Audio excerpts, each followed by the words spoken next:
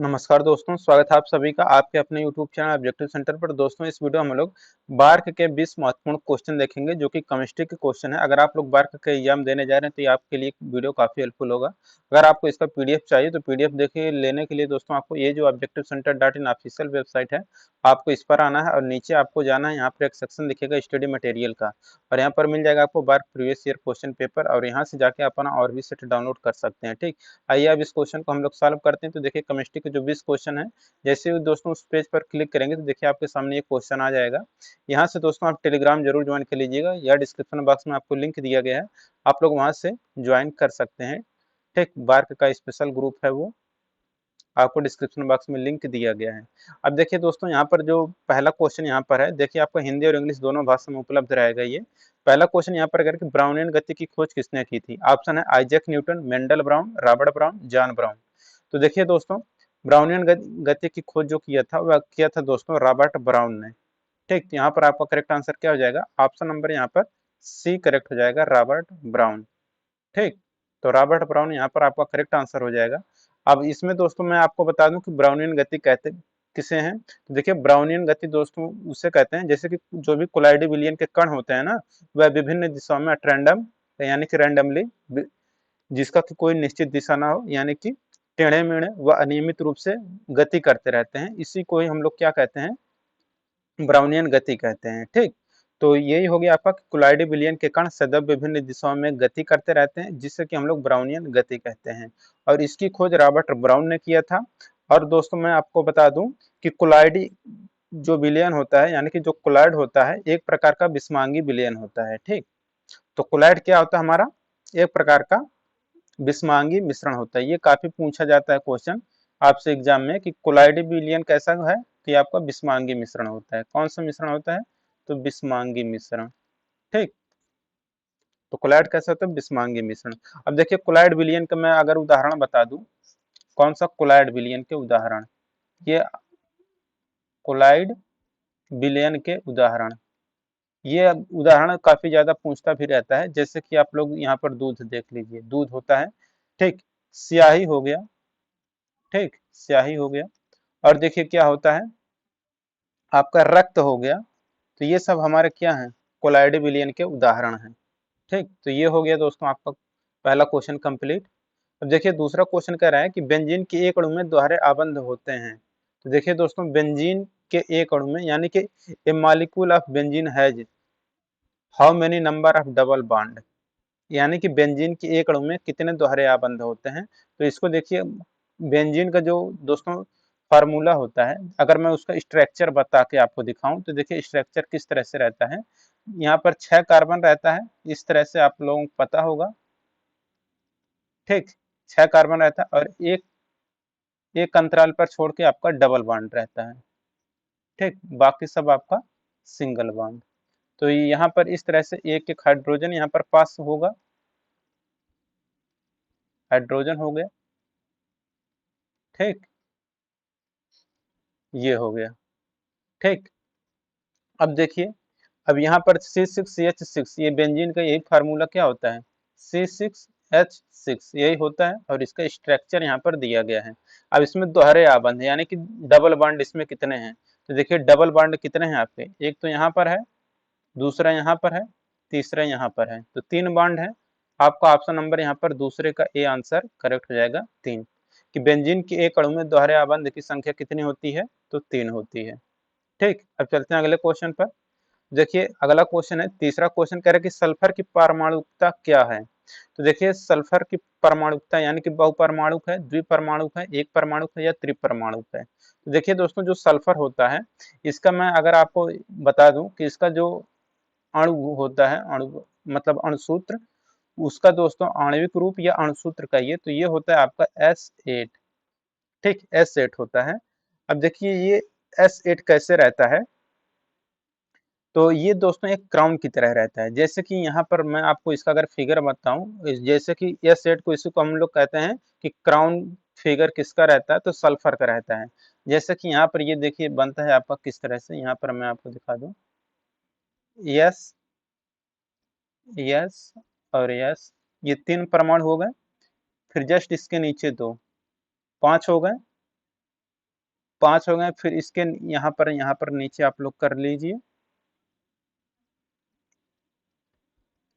इस तरह से दोस्तों। यहाँ पर देखिए ये कितने हो गए, और ये 3 2 5, और इसके बाद 6 7 और 1 8। इस तरह से दोस्तों आपका ये परमाणु एक क्राउन की तरह बनता है फिगर। ठीक, ये क्राउन की तरह इस तरह से फिगर बनता है, इसलिए यहाँ पर ये क्या हो जाएगा, यह सेट हमारा क्या है, बहुपरमाणु।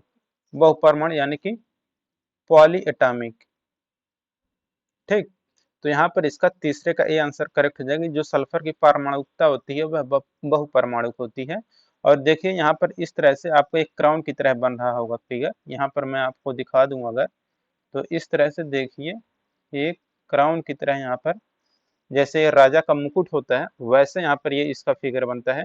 इसलिए हम लोग कभी कभी ये क्वेश्चन पूछ लेता है कि वह कौन सा अणु है जिसकी अणु सूत्र मतलब अणु एक क्राउन की तरह होता है, तो वह रहता है आपका दोस्तों सल्फर। ठीक, तो इसे याद रखिएगा, इसका यस 8 होता है। चौथा क्वेश्चन है कि लेंथेनाइट और एक्टिनाइट को और किस नाम से जानते हैं या और क्या कहा जाता है, यानी कि lanthanides and actinides are also called आंतरिक संक्रमण तत्व, अक्रिय गैस, सामान्य तत्व, संक्रमण तत्व, यानी कि internal transition element, inert gas, common element, transition element. तो देखिए दोस्तों जो लेंथेनाइड होता है और एक्टिनाइड होता है, इसको दोस्तों हम लोग किस नाम से जानते हैं, तो इसको हम लोग जानते हैं दोस्तों आंतरिक संक्रमण तत्व के नाम से। तो यहाँ पर इसका करेक्ट आंसर हो जाएगा option number A, internal transition element, आंतरिक संक्रमण तत्व। चौथे का यहाँ पर ये आंसर करेक्ट हो जाएगा। अब चलते हैं दोस्तों अगले क्वेश्चन पर। अगला क्वेश्चन देखिए क्या कह रहा है। पांचवा क्वेश्चन कह रहा है कार्यात्मक समूह बॉन्ड CHO निम्नलिखित में से किसमें मौजूद होता है। तो देखिए दोस्तों किसमें मौजूद होता है, देखिए कीटोन का क्या रहता है, कीटोन का, एल्डिहाइड का, एल्कोहल का, कार्बोक्सिलिक अम्ल। यानी कि यहाँ पर पांचवा question, the function group bond CHO is present in which of the following, ketone, aldehyde, alcohol और कार्बोक्सिलिक एसिड। तो यहाँ पर देखिए कीटोन का जो यहाँ पर फार्मूला रहता है दोस्तों, वो रहता है आपका कीटोन का बॉन्ड CO, बॉन्ड CO फिर बॉन्ड, ये होता है कीटोन का। एल्डिहाइड का रहता है CHO, एल्डिहाइड का होता है। एल्कोहल का रहता है आपका OH, और इसको कार्बोक्सिलिक अम्ल का रहता है बॉन्ड COOH। ये आपका दोस्तों इस तरह से बॉन्ड रहता है। तो यहाँ पर बॉन्ड CHO किसका है, बॉन्ड CHO है एल्डिहाइड का। तो यहाँ पर पांचवें का करेक्ट आंसर हो जाएगा बी आंसर। ठीक, तो पांचवें का यहाँ पर बी आंसर करेक्ट हो जाएगा। तो ये हो गया। बाकी और कीटोन का पूछता तो आपका CO बॉन्ड CO दो बॉन्ड रहते हैं, एक देखिए एक यहाँ और यहाँ, इसमें दो वैलेंसी रहती है, बाकी सब में सिंगल सिंगल यहाँ पर रहता है, आप लोग देख सकते हैं। अब देखिए चलते हैं अगले क्वेश्चन पर।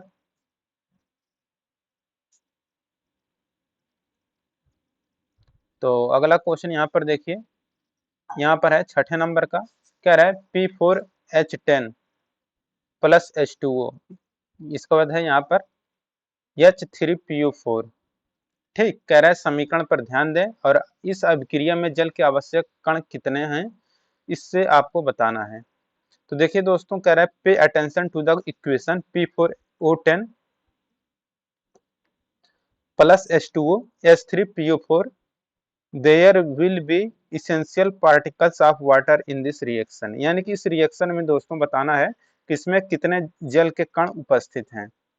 तो देखिए जल के कण, इसको हमको क्या करना है, बैलेंस कर लेना है। तो चलिए हम लोग बैलेंस कर लेते हैं इसको। तो देखिए यहाँ पर है ये आपका P4O10 है, ठीक, प्लस H2O है, ये मिलके क्या बना रहा है H3PO4। अब यहाँ पर देखिए एक चीज यहाँ पर ध्यान दीजिएगा दोस्तों, यहाँ पर P की संख्या कितनी है, 4 है। तो यहाँ पर P की संख्या कितनी है, 1 है, तो इसमें हम लोग 4 से गुणे कर देंगे तो हमारा फास्फोरस ये हो गया हमारा 4। अब हम लोग देख लेते हैं दोस्तों यहाँ पर कि ऑक्सीजन कितना है। ऑक्सीजन देखिए राइट साइड में दिखने, तो 4 यहाँ पर है, 4 चौका 16 हो जा रहा है। तो यहाँ पर 10 तो हमारा है ही ऑक्सीजन, और यहाँ पर 6 की हमारा और कमी है, तो यहाँ पर 6 हम लोग 6H2O कर देंगे। अब देखिए यहाँ पर ऑक्सीजन कितना हो गया, 4 यहाँ पर था तो 4 चौका 16 हो गया, यहाँ पर 10 था और ये 6 हो गया, 10 से 16 हो गया। ठीक, ये तो हो गया।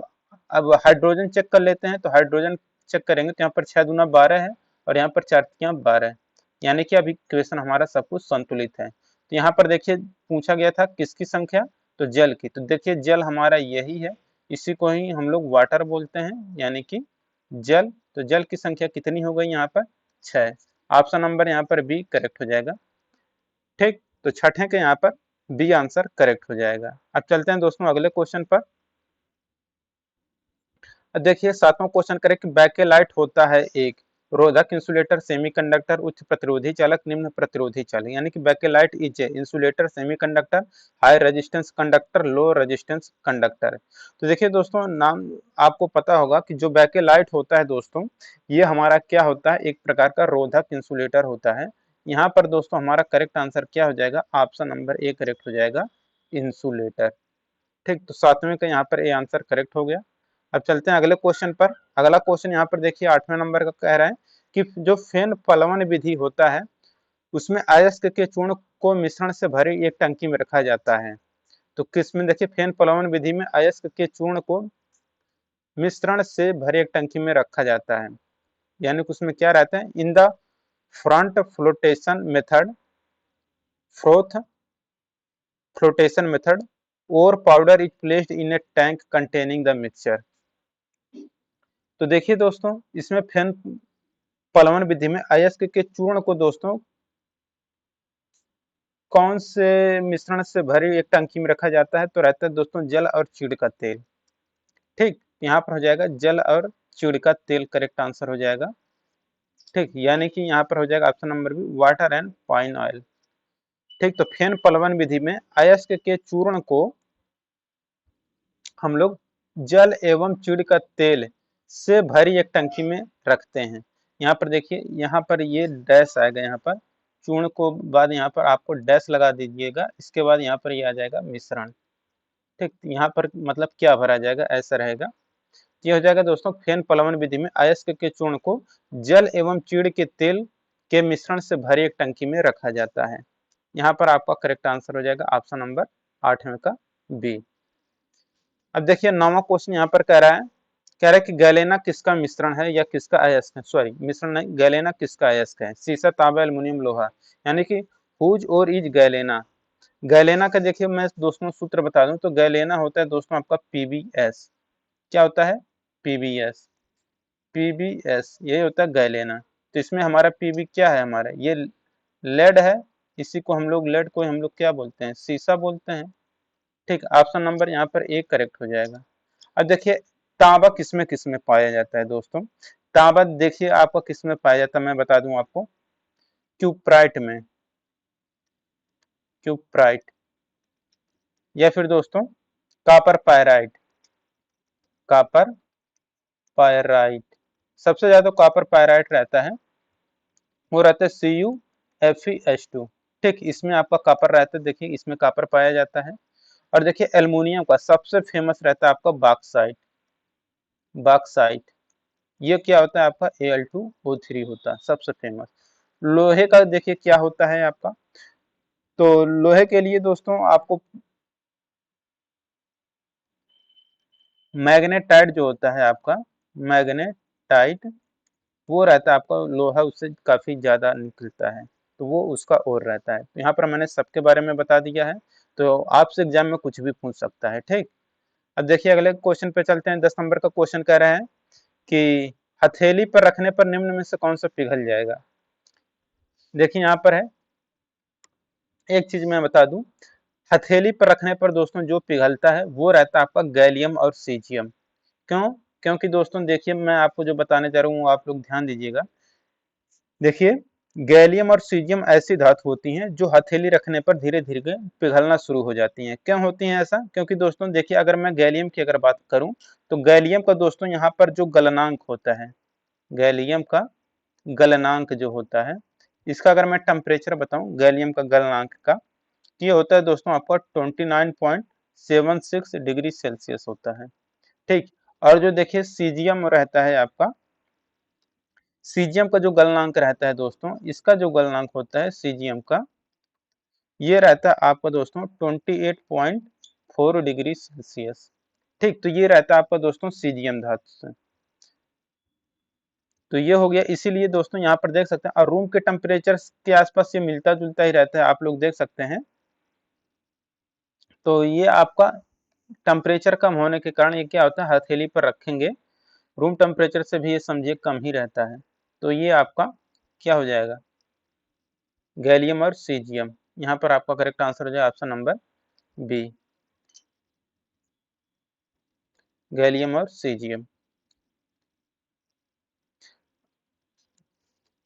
तो यहाँ पर ये हो गया दोस्तों, यानी which of the following will melt when open on the palm. तो यहाँ पर हो जाएगा gallium and caesium. 11 number question कर रहा है कि एक्टिनियम की परमाणु संख्या कितनी होती है। तो यानी कि the atomic number of actinium is, देखिए एक्टिनियम का दोस्तों जो परमाणु संख्या होता है वो रहता है दोस्तों आपका 89। ठीक, 89 किसका होता है, एक्टिनियम का। यहाँ पर 11 का करेक्ट आंसर क्या हो जाएगा, ए ऑप्शन करेक्ट हो जाएगा। अब देखिए 90 किसका होता है, तो 90 होता है दोस्तों आपका थोरियम का। किसका होता है, थोरियम का। ठीक, थोरियम का परमाणु क्रमांक मतलब इसका सिंबल क्या होता है, तो TH होता है। और देखिए 88 किसका होता है, ये होता है दोस्तों आपका रेडियम का। ठीक, रेडियम का प्रतीक यहाँ पर आर है। 91 किसका होता है, तो ये होता है दोस्तों आपका प्रोटैक्टिनियम का। किसका, प्रोटैक्टिनियम। ठीक, प्रोटैक्टिनियम का होता है। और इसका जो रहता है वो रहता है आपका PA। ठीक, बाकी एक्टिनियम का 89 मैंने आपको पहले ही बताया है। और एक्टिनियम का अगर मैं इसका बता दूं दोस्तों, तो ये रहता है एक्टिनियम का AC, इसका सिंबल होता है। ठीक, तो ये हो गया दोस्तों आपका सभी के सभी कंप्लीट। अब चलते हैं अगले क्वेश्चन पर। देखिए यहाँ पर 12 नंबर का क्वेश्चन क्या कह रहा है, कह रहा है एन की यानी कि नाइट्रोजन की परमाणु संख्या 7 है, फिर नाइट्रोजन परिवार के तीसरे तत्व की परमाणु संख्या क्या होगी। यानी कि दोस्तों पूछा गया कि जो ये ऊर्ध्वाधर में अगर दोस्तों अगर देखा जाए जो कॉलम रहता है, जैसे कि यहाँ पर एन आता है, इसके बाद यहाँ पर इस आवर्त सारणी में इस तरह से, और भी इसके एन के नीचे जो आवर्त सारणी में इसी समूह में पूछा गया है कि नाइट्रोजन परिवार, तो ये आपका नीचे की तरफ आपका पूरे परिवार ही कहलाते हैं। तो इसके अंतर्गत कह रहा है कि तीसरा परमाणु, यानी कि यहाँ पर जो परमाणु आएगा वो कौन सा होगा। तो देखिए एक तो होता है आपका यहाँ पर नाना, इसको याद रखने की तरीका क्या है, देखिए नाना, पापा, और इसके बाद आज, सब, बीमार। ठीक, चाहे आप लोग ऐसे पढ़ सकते हैं कि नेपाल, पाकिस्तान, ऑस्ट्रेलिया, सब भिखारी, जैसे भी आप लोग इसको याद कर पाए इसी तरह से आपका रहता है नाना, पापा, आज, सब, बीमार, या नेपाल, पाकिस्तान, ऑस्ट्रेलिया, सब भिखारी। ऐसा आप लोग रटे भी होंगे। ठीक, तो उसी तरह से यहाँ पर तीसरे नंबर पर पूछा गया है ना, तो देखिए तीसरे तत्व की परमाणु संख्या क्या होगी। तो यहाँ पर देखिए तीसरा परमाणु क्रमांक, यहाँ पर देखिए यहाँ पर नाइट्रोजन आया, इसको यहाँ पर P आ जाएगा, यहाँ पर AS आ जाएगा, और यहाँ पर SB आ जाएगा, यहाँ पर बिस्मथ आ जाएगा। तो यहाँ से N से नाइट्रोजन है, तो देखिए यहाँ पर नाइट्रोजन का परमाणु संख्या 7 होता है। फास्फोरस का अगर मैं आपको बताऊं तो इसका कितना होता है, तो 15 होता है। ये AS जो होता है ये आपका दोस्तों आर्सेनिक का होता है। आर्सेनिक का कितना होता है, 33।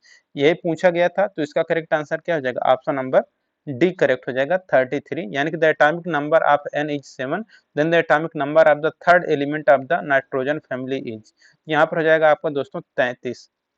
ठीक, 33 आपका करेक्ट आंसर होगा। और SB है दोस्तों आपका एंटीमनी का, और इसका कितना होता है, 51 होता है। ठीक, कितना होता है, 51।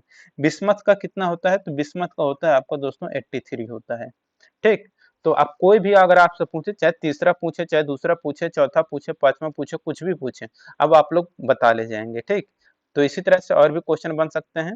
तो ये हो गया दोस्तों आपका कंप्लीट। अब 13 नंबर का क्वेश्चन देखिए क्या कह रहा है। 13 नंबर का क्वेश्चन यहाँ पर देखिए कह रहा है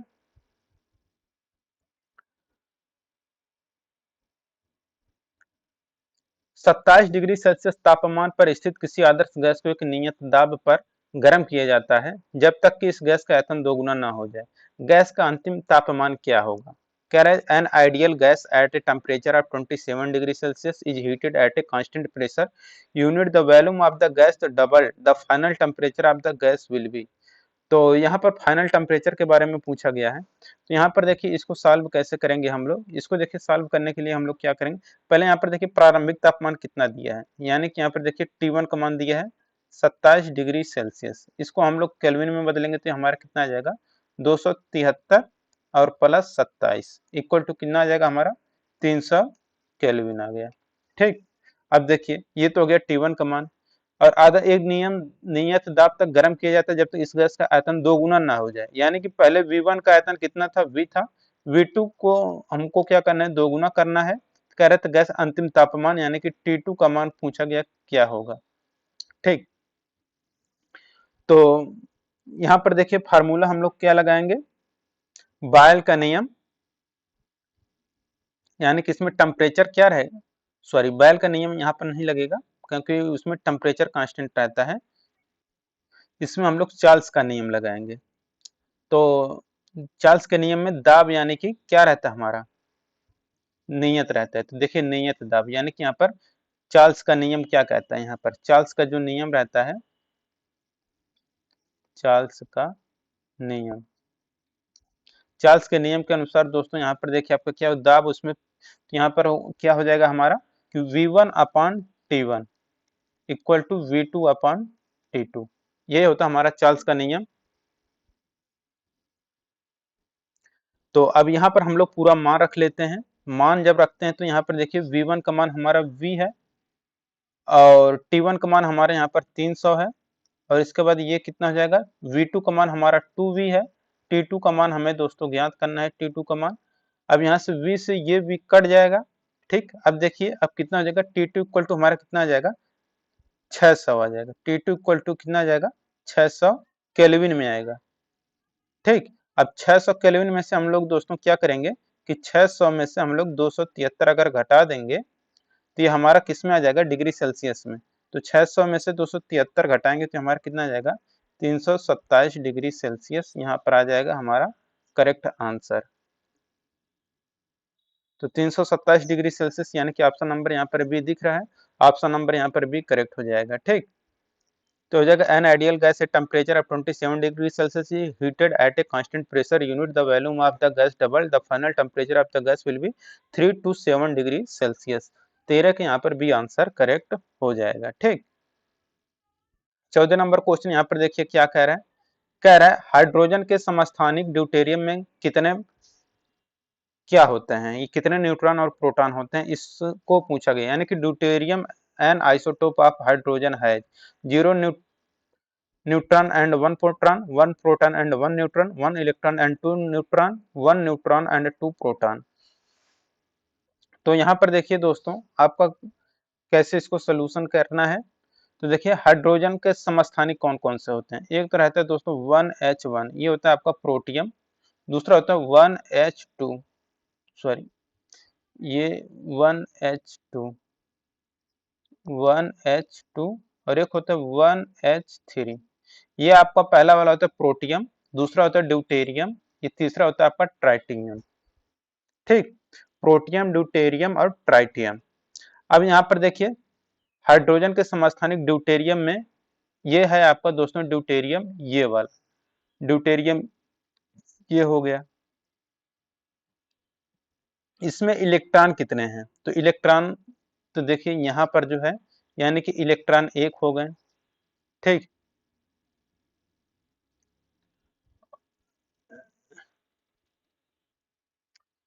तो इसमें देखिए इसमें इलेक्ट्रॉनों की संख्या इक्वल टू प्रोटॉनों की संख्या के बराबर होती है, आपको पता होगा। तो इसमें इसके बारे में पूछा गया है क्योंकि ड्यूटेरियम यही है आपका। तो इसमें देखिए इलेक्ट्रॉनों की संख्या कितनी है, तो एक इलेक्ट्रॉन है और इसमें एक प्रोटॉन भी है। ठीक, और न्यूट्रॉन की संख्या ज्ञात करने के लिए हम लोग अणुभार में से परमाणु क्रमांक घटा देंगे, यानी कि 2 में से 1 घटाएंगे हमारा कितना आ जाएगा 1 आ जाएगा, यानी कि हमारा न्यूट्रॉन कितना हो गया, तो एक न्यूट्रॉन हो जाए, एक इलेक्ट्रॉन एक प्रोटॉन और एक न्यूट्रॉन। ठीक, तो यहाँ पर देखिए आपका क्या क्या है, एक प्रोटॉन है, 0 न्यूट्रॉन, 0 न्यूट्रॉन तो होगा नहीं। ठीक, यहाँ पर देखिए 2 प्रोटॉन ये भी नहीं होगा, 2 न्यूट्रॉन ये भी नहीं होगा, 1 प्रोटॉन 1 न्यूट्रॉन आ गया, तो 1 प्रोटॉन 1 न्यूट्रॉन, यानी कि ऑप्शन नंबर यहाँ पर करेक्ट क्या हो जाएगा, ऑप्शन नंबर यहाँ पर बी करेक्ट हो जाएगा, 1 प्रोटॉन एंड 1 न्यूट्रॉन। चलते हैं अगले क्वेश्चन पर। अगला क्वेश्चन देखिए क्या कह रहा है, 15 नंबर का कह रहा है कि हाइजेंसबर्ग के अनिश्चितता के सिद्धांत में संवेग की अनिश्चितता और एक कण की स्थिति को हम लोग कैसे मतलब बताते हैं। तो खोज प्रकाश के छोटे तरंगदैर्घ्य का उपयोग कर घटाया जा सकता है, खोज प्रकाश के बड़े तरंगदैर्घ्य का उपयोग करके घटाया जा सकता है, साइक्लोट्रॉन द्वारा त्वरित उच्च ऊर्जा जांच कणों का उपयोग कर घटाया जा सकता है, घटाया नहीं जा सकता क्योंकि यह मौलिक रूप से अंतर्निष्ठ है। ठीक, तो देखिए हाइजेनबर्ग के अनिश्चितता के सिद्धांत में यही कहा गया है, ठीक, कि घटाया नहीं जा सकता क्योंकि एक प्रकार का मौलिक रूप से उसमें अंतर्निहित होता है। तो इसका दोस्तों आपका डी आंसर करेक्ट हो जाएगा। ठीक, इसका डी आंसर आपका करेक्ट हो जाएगा। डी आंसर ये आपका करेक्ट हो जाएगा, यानी कि can not be deducted at it is fundamentally inherent. ठीक, देखिए हाइजेनबर्ग का अनिश्चितता सिद्धांत क्या कहता है। तो देखिए दोस्तों हाइजेनबर्ग का अनिश्चितता को जो सिद्धांत है ये कहता है कि किसी गतिमान कण की स्थिति और जो संवेग होता है उसको एक साथ ठीक ठीक से नहीं मापा जा सकता है। यदि दोस्तों उसकी राशि को अगर आपको शुद्धता से मापना है तो दूसरी के मापन में उतनी अशुद्धता बढ़ जाएगी। ठीक, जैसे कि यदि किसी गतिमान कण की स्थिति, अगर जैसे कि आप उदाहरण ले लीजिए, एक फैन है, फैन की अगर दोस्तों आपको स्पीड अगर नापना है तो अगर आप फैन को चालू करेंगे तो आप उसकी स्पीड को दोस्तों देख सकते हैं, लेकिन उसकी स्थिति को आप लोग नहीं देख पाएंगे, यानी क्योंकि वो चलायमान रहेगा तो उसका स्पीड पता लगा लेंगे लेकिन उसके स्थिति का पता नहीं लगा पाएंगे, और जब फैन रुक जाता है तो आप उसकी स्थिति का पता लगा पाएंगे और उसका वेग नहीं पता कर पाएंगे। यही है दोस्तों मेन चीज कहने का रहता है हाइजेंस का अनिश्चितता का सिद्धांत, कि एक साथ आप दो चीज नहीं कर सकते हैं। ठीक, तो ये हो गया दोस्तों आपका करेक्ट आंसर 15 का डी। और देखिए 16 नंबर का क्वेश्चन क्या कह रहा है, कह रहा है कि एक इलेक्ट्रॉन में ऋणात्मक आवेश होता है। तो देखिए एक इलेक्ट्रॉन पर आवेश कितना होता है। तो देखिए एक इलेक्ट्रॉन पर दोस्तों जो आवेश होता है तो 1.6 गुणे 10⁻⁻19 कूलाम का यहाँ पर ऋणावेश होता है। आपका ऑप्शन नंबर यहाँ पर डी करेक्ट हो जाएगा। ठीक है, an electron has a negative charge 1.6 into 10⁻⁻19 coulomb. अब देखिए ये तो हो गया दोस्तों ऋणात्मक आवेश के बारे में इलेक्ट्रॉन पर। ठीक, अगर इसके द्रव्यमान की अगर हम लोग बात करें दोस्तों वो कितना होता है। तो देखिए दोस्तों द्रव्यमान जो होता है ये होता है दोस्तों 9.1 गुणे 10⁻31 kg होता है। ठीक, इसका द्रव्यमान किसका, इलेक्ट्रॉन का द्रव्यमान। तो ये हो गया दोस्तों आपको क्वेश्चन कंप्लीट यहाँ पर। अब देखिए अगला क्वेश्चन यहाँ पर देखिए 17 नंबर का क्वेश्चन क्या कह रहा है, कह रहा है कि दो या दो से अधिक रूपों में किसी तत्व का होना जिसमें भौतिक गुण भिन्न हो लेकिन रासायनिक गुण समान हो उसे हम लोग क्या कहते हैं। श्रृंखलन, अल्काइन, अपररूपता, अल्केन। तो देखिए दो या दो से अधिक रूपों में किसी तत्व का होना जिसमें कि भौतिक गुण भिन्न हो लेकिन रासायनिक गुण समान हो तो उससे हम लोग दोस्तों कहते हैं अपररूपता। ठीक, तो इसका आपका करेक्ट आंसर क्या हो जाएगा, ऑप्शन नंबर यहाँ पर सी करेक्ट हो जाएगा, अपररूपता। ठीक, यानी कि एलोट्रॉपी। तो 17 का यहाँ पर सी आंसर करेक्ट हो जाएगा। ठीक, और दोस्तों अपरूपता में जैसे कि कार्बन के विभिन्न अपरूप होते हैं, जैसे कि मैं बता दूं क्योंकि अक्सर कार्बन के बारे में पूछा करता है, जैसे हीरा, ग्रेफाइट और फ्लोरीन। ठीक, कौन कौन से कार्बन के अपर रूप कौन कौन से हैं। तो देखिए कार्बन के अपर रूप यहाँ पर मैं लिख देता हूँ क्योंकि ये पूछा करते हैं, कार्बन के अपर रूप। तो देखिए आपका क्या रहेगा, आपका हीरा हो गया, ठीक, ग्रेफाइट हो गया और इसका यहाँ पर फ्लोरीन, ये कार्बन के अपर रूप हैं। ठीक, तो यहाँ पर ये आपका हो जाएगा दोस्तों, what is the presence of an element in two और more form in which physical properties are different but chemical property are similar, they are called allotropy. ये हो गया आपका 18 नंबर का क्वेश्चन। देखिए क्या कह रहा है, 18 नंबर का क्वेश्चन कह रहा है कि एक रासायनिक अभिक्रिया के दौरान अभिक्रियाओं और उत्पादों के द्रव्यमान का योग अपरिवर्तित रहता है, इसे हम लोग क्या कहते हैं? निश्चित अनुपात का नियम, ऊर्जा संरक्षण का सिद्धांत, रासायनिक संयोजन का नियम, द्रव्यमान संरक्षण का सिद्धांत। यानी कि during a chemical reaction the sum of the masses of reactants and products remains unchange, what is it is called? यानी कि law of definite proportion, principle of conservation of energy, law of chemical combination, principle of conservation of mass। तो देखिए, एक रासायनिक अभिक्रिया के दौरान अभिक्रिया और उत्पादों के द्रव्यमानों का योग अपरिवर्तित रहता है, इसे दोस्तों हम लोग कहते हैं द्रव्यमान संरक्षण का नियम कहते हैं। ठीक, तो आपका ऑप्शन नंबर डी करेक्ट हो जाएगा, principle of conversion of mass, यानी कि द्रव्यमान संरक्षण का नियम। अब देखिए, द्रव्यमान संरक्षण का नियम कहता क्या है कि एक रासायनिक अभिक्रिया के दौरान अभिक्रियाओं और उत्पादों के द्रव्यमानों का योग अपरिवर्तित रहता है, इससे हम लोग क्या कहते हैं? द्रव्यमान संरक्षण का नियम कहते हैं। इसके अनुसार दोस्तों यही होता है कि द्रव्यमान का ना तो सृजन किया जा सकता है और ना ही इसका नाश किया जा सकता है, यानी कि द्रव्यमान को ना तो उत्पन्न किया जा सकता है और ना ही द्रव्यमान को नष्ट किया जा सकता है, बल्कि इसे हम लोग एक रूप से दूसरे रूप में बदल सकते हैं। यही है द्रव्यमान संरक्षण का नियम। ठीक, तो ये हो गया दोस्तों 18 नंबर का क्वेश्चन कंप्लीट।